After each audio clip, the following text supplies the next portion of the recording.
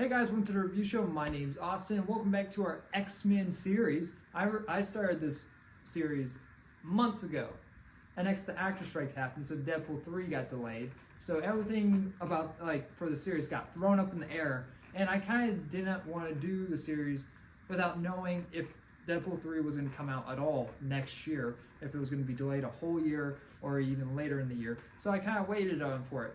Now I waited a little bit too late because now we got to cram some videos to work in with the monthly routine. So I'm gonna talk about X-Men 2 and X-Men Last Stand this month, and next X-Men Wolverine and X-Men First Class in January, and next we'll be back on schedule with the 1 month review with the X-Men reviews. So talking about X-Men, I know I'm wearing a Superman shirt in a Marvel review. I don't have any Marvel shirts, surprisingly. I had a Spider-Man one. I don't know where that went, but yeah. So we're back on the series at this moment. So hopefully everything goes well. Nothing else happens and delays this series, because the first review actually did really good. You guys actually liked it a lot, which is I was shocked about, and so I was really excited to do this one. And next, everything happens. X-Men 2. This is a movie that basically, what set up the MCU.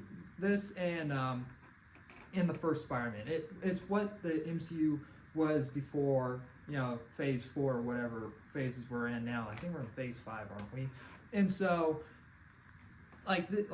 these movies, the X-Men movies and the Spider-Man movies, we have to be thankful for what the movies that we got for Endgame and all of that. Because X-Men 2 is probably my favorite superhero movie of all time. Hugh Jackman as Wolverine gets a lot more screen time in this film. It's more about him, about his past, and I really liked the dark past that they set up for Wolverine.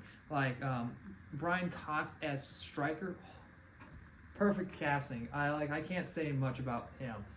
He is really good as Stryker, and they fucked him up in X-Men Wolverine. We'll get to that in that video. Action in this movie is way better than the first. It holds up way better, and in the set pieces that they use, like the school, the dam, even this little church when they're trying to find Nightcrawler. The set pieces are so cool. And they always find a way in these films to relate it to the real world, and how it sort of it actually is a real thing, that some stuff like this is happening. We figured out some form of how cloning dogs or something on those lines, certain species, which is weird. And sort of weaponizing some things, and how technology is growing. And this film sort of hints at that type of stuff. It's just really cool. The only thing I can really think of that I didn't really like is some of the stuff with Charles Xavier, when in the dream sequences. That's really when the film holds to itself. But when the movie focuses on Wolverine and focuses on Stryker, everything is just really great. And that final fight scene where Wolverine is figuring out who he is, but he's also fighting not Weapon X, but another version of himself. I can't remember the name of the character.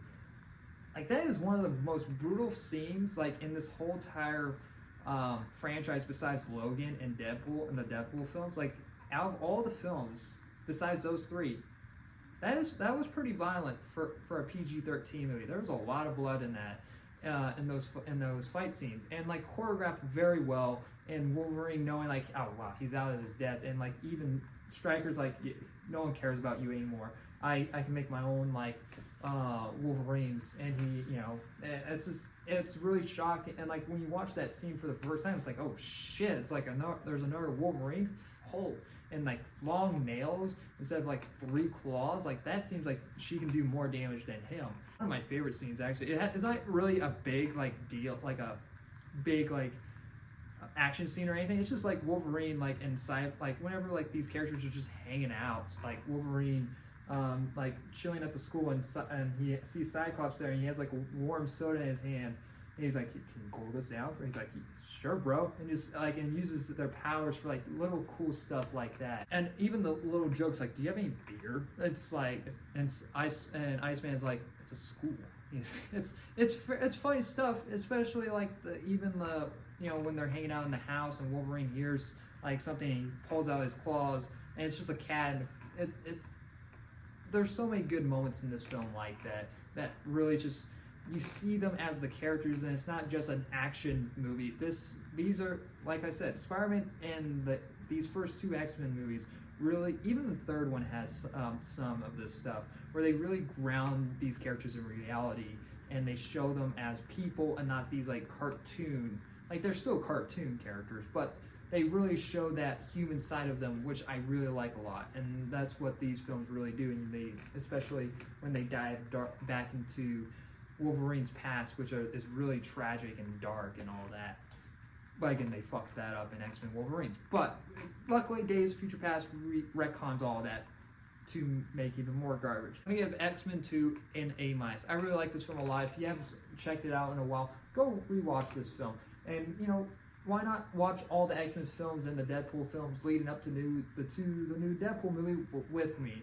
We'll go on this journey together. But anyway, guys, thanks for watching. Like always, I'll see you guys next review. Bye, guys.